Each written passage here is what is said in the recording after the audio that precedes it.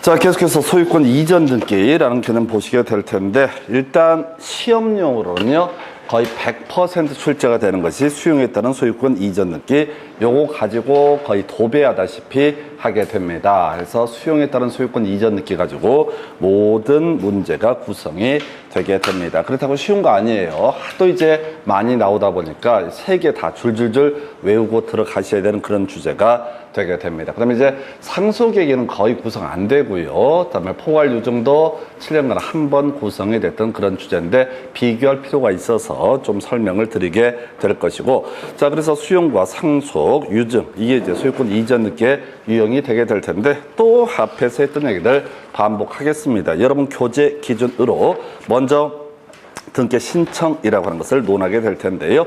자, 여러분 교재 기준으로 해서 245페이지부터 다시 스크린을 해드리도록 하겠습니다.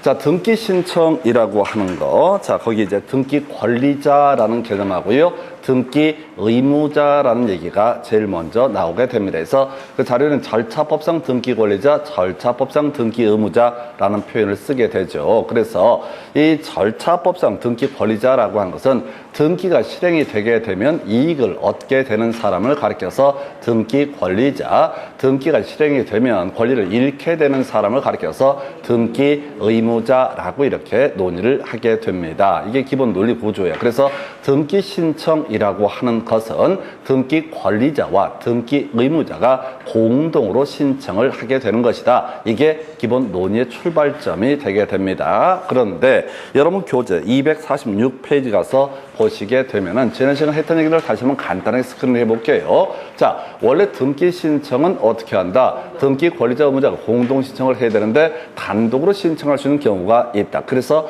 크게 사연이 판결과 판결 외 원인으로 대별해 볼 수가 있다. 해서 판결 이미 공부하셨습니다. 이행 판결이라고 하는 거. 그러면 승소한 등기 권리자나 승소한 등기 의무자가 단독으로 판결문을 가지고 상대방 없어도 단독으로 등기 신청을 할 수가 있다. 물론 출제 이슈가 됐던 것은 패소한 자는 등기 신청, 판결문을 근거해서 등기 신청할 수 없었고요. 그리고 같이 하나 기억을 해봐야 될 것이, 자, 10년 지나도 몰아할 수 있다. 그 판결문을 근거해서 시효완성되더라도 단독으로 등기 신청할 수 있다. 그 다음에 형성 판결, 공유물 분할 판결은 승소니 패소니 의미가 없기 때문에 승소한 자도 패소한 자도 단독으로 등기 신청할 수 있다. 그 다음에 말소 등기할 때 공부할 주제가 재권 판결했으면 판결 받은 이 승소한 사람 단독으로 말소 등기 신청할 수 있고요. 그 다음에 가등기 가처분 명령, 요건 이제 판결은 아니지만은 가등기 할 때 원칙은 다 공동 신청인데, 가등기 권리자가 법원에 가등기 가처분 명령서를 받아가지고 다 단독으로 바로 가등기 신청할 수 있다. 이런 게 있었고요. 지금 논의할 주제가 판결 등 외 원인 중에서 단독 신청할 수 있는 거. 이미 이제 공부했던 게 소유권 보존 등기라고 하는 거. 소유권 보존 등기는 같이 갈 사람이 없어. 혼자 하는 거니까 당연히 어떻다? 단독 신청. 물론 시험에 나올 때는 소유권 보존 등기의 말소 등기라는 것도 어떻다? 단독 신청. 이게 이제 출제 이슈가 될 테고요. 그 다음에 나와 있는 것이 뭐가 있어? 자, 상속과 수용 얘기 나와 있죠? 그래서 우리가 소유권 이전 등기 중에서 상속과 수용, 수용이 제일 중요한 이슈라고 그랬었는데 상속과 수용도 다 단독 신청. 이게 이제 왜 그러냐면 법률 규정에 따른 부동산 물권 변동이라고 해서 언제 바로 피상속인이 사망하거나 수용 개시일이 도달하게 되면은 이미 물권 변동이 발생하니까 등기 의무자라는 개념 자체가 있을 수 없다. 피상속인 사망에 이르게 되고요. 그러면 등기소에 갈 수가 없는 거야. 그 다음에 수용 당하게 되면은 당한 사람은 이미 권리를 잃어버렸기 때문에 같이 갈 이유가 없다. 그래서 상속과 수용도 개념상 어떻다? 단독으로 등기 신청을 하게 된다라고 할 것. 그리고 이제 뒤에서 공부할 신탁 등기라고 하는 것도 어떻다? 단독 신청을 하게 된다. 이런 것들도 계속 볼 거예요. 그 다음에 이제 부동산 표시의 변경 등기나 등기 명인 표시의 변경 등기, 3층짜리 건물이 4층이 됐다고 했을 때 같이 갈 사람이 없으니까 다 단독 신청. 이름을 개명을 해서 등기부 이름을 바꾸고자 할 때도 같이 갈 사람이 없으니까 단독 신청. 설렁설렁 보는 거야. 너무 몰입하면 안 돼. 그 다음에 이슈가 될 게 멸실 등기라고 하는 것도 같이 갈 사람이 없으면 뭐 다 단독 신청. 뭔 얘기하고 있어요? 우리가 등기 신청할 때는 등기 권리자와 의무자가 공동 신청하는 게 원칙인데 상속 수용 등에 있어서는 같이 갈 사람이 없으니까 다 단독 신청을 하게 된다. 그 다음 페이지 가서 다시 신청 정보, 첨부 정보 체크하셔야 돼. 신청 정보 세 가지가 있어야 됩니다. 자, 부동산의 표시, 신청인의 표시, 등기 원인과 등기 목적 이런 것들을 다 신청 정보로 제출을 해야 된다. 그리고 그것이 사실이라는 것을 증명하는 것들을 뭐라고 한다? 첨부 정보. 근데 우리 앞에서 공부할 때 소유권 보존 등기에는 등기 원인이라는 개념이 있을 수가 없기 때문에 등기 원인 등은 어떻다? 신청 정보로 제출하지 않는다. 이렇게 논의가 됐습니다. 자, 소유권 이전 등기 당연히 원칙은 뭐가 된다? 공동 신청이 돼야 되는데 이미 본 것처럼 상속과 수용에 있어서는 어떻다? 단독 신청. 이제 본론 들어가서 여러분 교재 몇 페이지에 가서 봐야 되냐면 바로 수용과 상속 252페이지 가서 체크를 해보겠습니다. 자, 이 문제에서 이미 지적해드린 것처럼 모든 문제는 수용 얘기로 도배가 되게 된다. 그래서 수용에 있어서는 기본적으로 등기 신청을 다 단독으로 신청하게 된다. 별로 중요치 않아. 자, 그렇다 치고 여기서는 이제 출제 이슈가 되는 게 직권 말소라는 개념이 거의 모든 문제에 한 3분의 1을 차지하게 됩니다. 그래서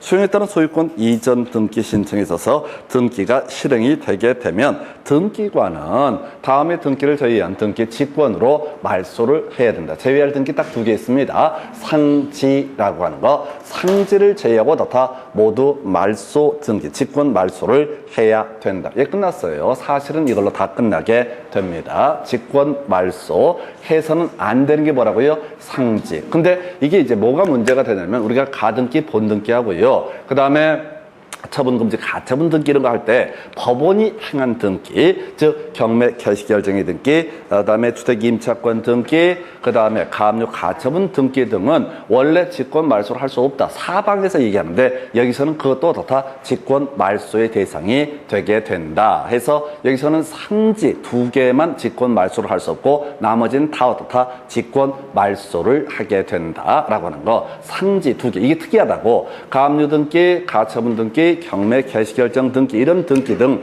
원래 가등기 본등기 할 때나 처분금지 가처분 등기 할 때는 얘들은 말소 신청이 대상이 되지 않고 말소를 할 수 없다 이런 식으로 되어 있는데 수용 파트에서는 걔들도 다 직권 말소가 되게 되는 것이고 남는 거 2가지 상지 원래 법엔 3가지가 있는데 실제 의미가 있는 2가지 상지를 제외하고는 어떻다 모두 직권 말소의 대상이 된다. 그럼 이렇게 가는 거야. 수용 자 소유권 이전 등기에서 출제 포인트는 뭐가 되고 수용이 되게 되고 수용에서 또 출제 포인트는 상지를 제외하고는 어떻다? 직권 말소를 한다. 이걸로 끝났어요. 이걸로 끝났어. 그리고 이제 비교해서 봐야 되는 것이 우리 앞에서 등기 신청할 때 소유권 보존 등기 가져갈 사람 없으니까 단독 신청한다. 그리고 살 붙여서 공부했던 것이 소유권 보존 등기 말소 등기라고 하는 것도 다 단독 신청. 자, 그러면 수용에 따른 소유권 이전 등기가 있으면 당연히 단독 신청. 이게 이제 포인트. 이건 시험에 워낙 유치하니까 안 나와. 그러면 응용 들어가서 수용에 따른 소유권 이전 등기 말소 등기를 하고자 한다. 그럼 어떻다고요?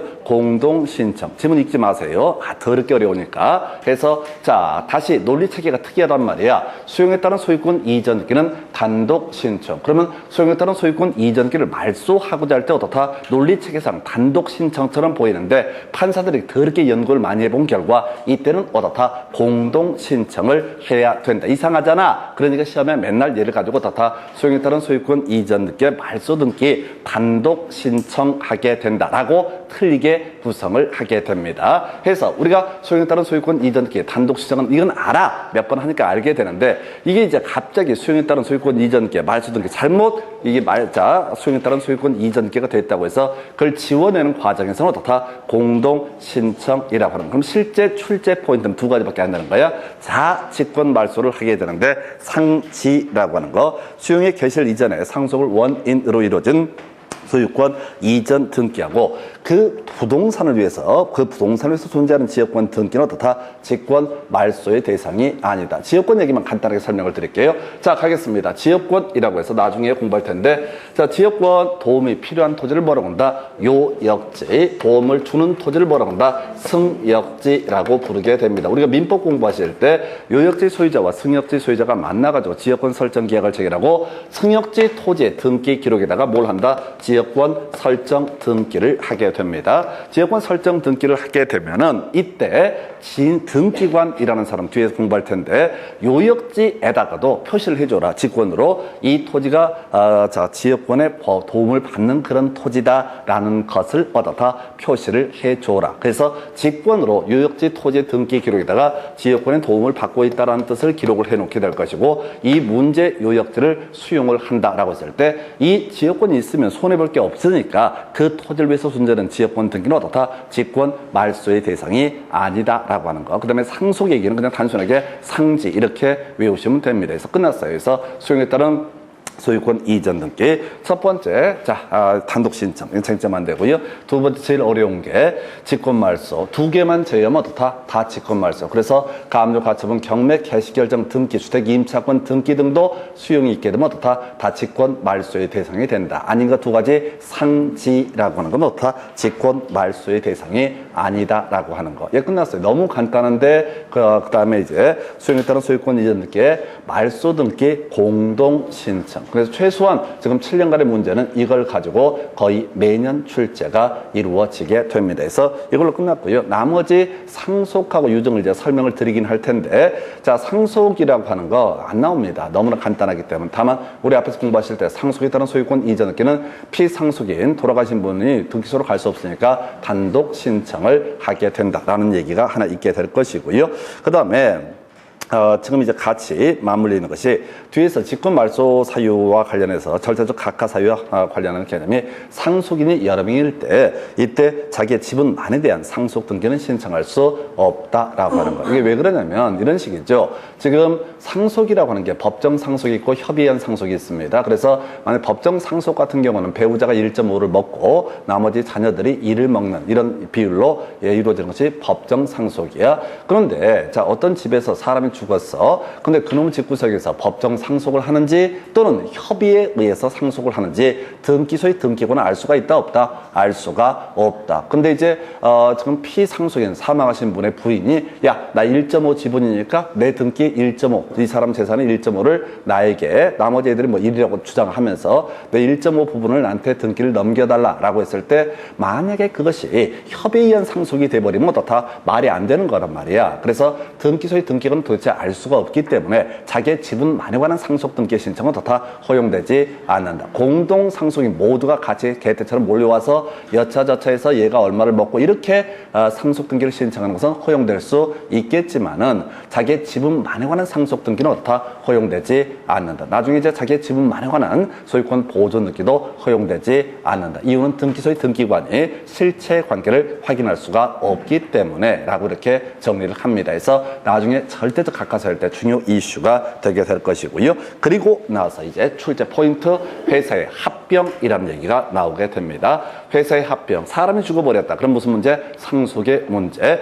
회사가 합병됐다. 그러면 어떻다? 이것도 바로 상속과 똑같은 개념으로 해석한다. 그래서 상속 파트에서는 이 자체는 별로 중요한 게 아니고 나중에 지분만에 관한 상속 등기는 허용되지 않는다. 이게 절대적 각하서에서 설명드린 내용이 될 테고 그리고 회사 합병. 합병 나오면 무조건 뭐랑 같은 거야? 상속과 똑같은 개념이다. 합병 이퀄 뭐가 된다? 회사 합병. 그럼 회사 합병에 따른 소유권 이전 등기 신청은 당연히 어떻다? 단독으로 신청하게 된다. 이게 이제 세법 영역에서 한번 출제가 됐었죠. 뭐라고? 납세 의무 소멸 사유라고 해서 취납 시제라는 개념을 공부를 하게 됩니다. 그래서 이것도 한번 체크해 볼까요? 어차피 뭐 예복습 안 할 테니까 세법 중에서요. 조세 총론 파트 여러분 교재 263페이지 262페이지 가서 납세 의무 소멸에서 262페이지 가서 보게 되면 자, 그 위칸 박스에 납세 의무의 소멸 나와 있죠. 지금 제가 설명을 드리는 것은 이걸 알자는 게 아니라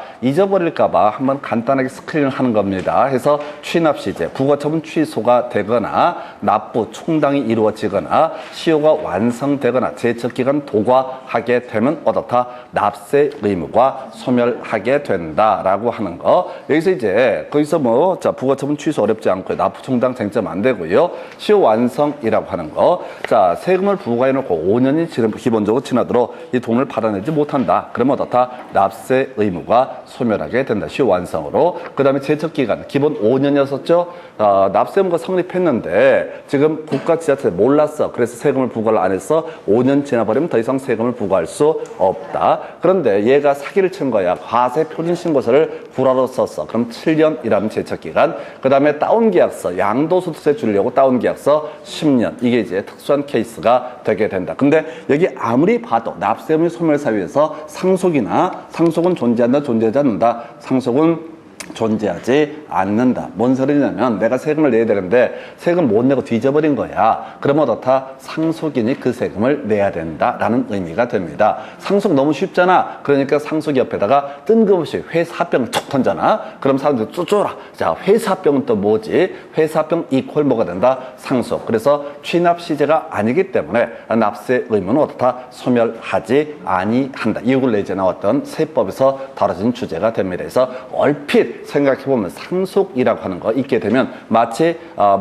지금 세금, 납세 의무도 같이 날아갈 것 같은데 국가가 그렇게 호락호락하지 않습니다. 관소까지 쫓아가서 그 자손들한테까지 끝까지 가서 받아내는 게 세금이다. 참고적으로 벌금도 마찬가지입니다. 자, 법원에서 벌금형을 선고받았잖아요. 벌금 안 내고 뒤져버렸다. 그래도 어떻다? 상속인한테 국가가 다 받아내니까 걱정하지 마시라. 그래서 그런 경우 있잖아. 벌금을 못 냈는데 내가 지금 죽게 생겼어요. 그래서 어떻게 국가한테 미안해가지고 내가 못 죽을 것 같아. 걱정하지 마십시오. 뒤에 있는 분이 알아서 다 세금을 내게 될 테니까. 그래서 취납시제 관련한 주제 다시 돌아와요. 자, 오늘 말씀의 주제 합병이라는 주제가 뜨게 되면 항상 뭐와 같다? 바로 상속과 동일한 논리 구조. 그래서 상속에 따른 소유권 이전이 단독 신청이었으니까 회사 합병도 어떻다? 단독 신청이라고 하는 거. 그래서 요게 상속 관련한 쟁점들 보셨고요. 사실 등기법에서는 그렇게 중요한 의미를 갖지는 않습니다. 해서 요렇게 보셨고, 그 다음에 또 하나 유증이라고 하는 거. 이게 이제 사람이 죽었습니다. 그럼 기본이 뭐야? 상속의 문제가 발생한다. 상속은 어떻다? 피상속인이랑 같이 등기소에 갈 수 없기 때문에 단독 신청을 하게 된다. 이제 유증이라는 개념. 이게 유증하게 되면 상속과 비슷한 개념으로 보통 생각을 하시죠. 사람이 죽어버렸으니까. 근데 유증이라고 하는 것은 개나 소나 할 수 있는 게 아닙니다. 요즘에 사회적으로 상당히 이슈가 됐던 분 중에 하나가 뭐가 있냐면 롯데그룹의 신격호 회장이라는 분이 있게 됩니다. 돌아가셨는데 그분의 이제 유산 등을 이렇게 유품 등을 정리를 하다 보니까 20몇 년 전에 둘째 아들한테 이 롯데그룹의 상속권을 대부분 이걸 운영권을 맡기겠다라고 하는 이런 유언장이 발견이 되게 됩니다. 모르지 그게 실제 발견이 됐는지 안 됐는지. 왜냐면 둘째 아들이 지금 권력을 잡고 있으니까. 그래서 어찌됐든 간에 그런 유언장이 발견이 됐다고 보도가 되게 되는데 안 봤으니까 하여튼 그렇다 치고 그 유언장 아무런 의미 없습니다. 유언장이 의미를 갖기 위해서는 법을 겁나 잘 알아야 돼. 재산도 많아야겠지만 법도 잘 알아야 돼. 어떻게 해야 돼? 내가 죽을 때 말이야. 나 죽으면 이거 누구는 뭐 주고 이런 다 개소리 의미 없어. 유언장이 되기 위해서는 기본적으로 변호사가 와야 돼. 그래서 변호사 사무실에서 공증 받아야 되고요. 그 다음에 보증인 2명 세워야 돼. 죽기 더럽게 힘들어. 근데 유증은 더 어려워.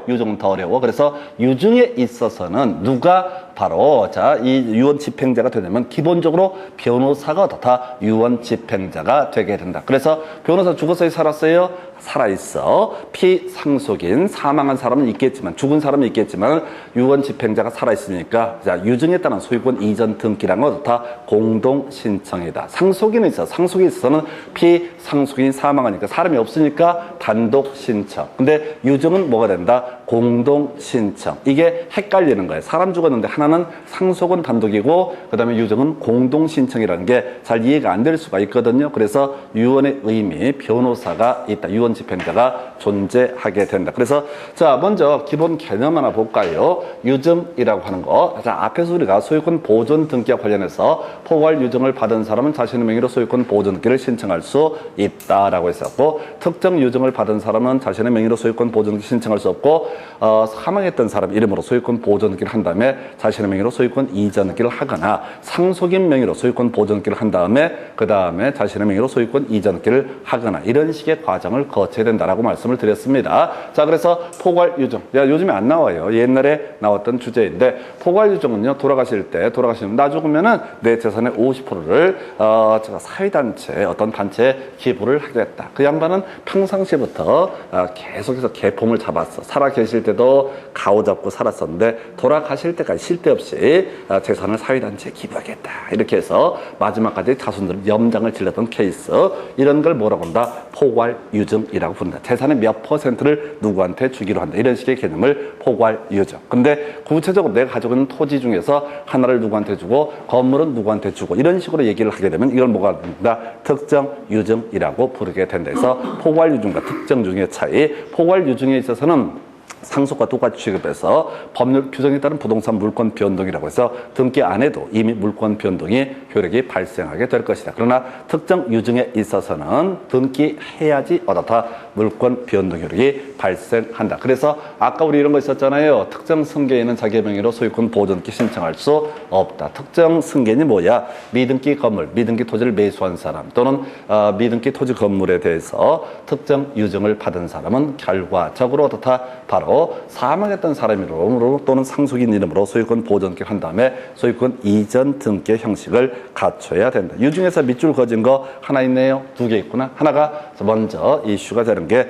공동신청이라고 하는 거. 아까 한참 설명드렸습니다. 이게 공부하시다 보면 자꾸 상속과 포괄유증, 유증하고 헷갈리건데 유증은 하여튼 공동신청. 그 다음에 이제 상속 등기 필요성 여부라고 해서 유증을 위한 소유권 이전 등기 신청은 상속 등기를 거칠 필요 없이 유증자 로부터 직접 수증자 명의로 소유권 이전 등기가 이루어진다. 가볼까요? 이런 식의 케이스입니다. 갑이라는 사람이 사망에 이르게 됩니다. 근데 이분이 가시기 전에 예를 들어서 사회단체 A 사회단체에 대해서 재산의 50%를 주기로 유증을 하게 됩니다. 그런데 자, 이 사람한테는 을이라는 상속인이 존재하고 있다. 자, 갑이 사망에 이르게 되는 순간 법률 관계만 따져보겠습니다. 자, 상속이란 것이 발생이 되게 되죠. 상속이 뭐야? 모든 권리와 의무가 동시에 상속인에게 넘어가는 것을 뭐라고 한다? 상속이라고 부르게 된다. 그래서 자, 이 양반이 사망에 이르게 되면 아버지가 뭐라고 시부했든 간에 일단 모든 권리 의무가 누구한테 넘어온다?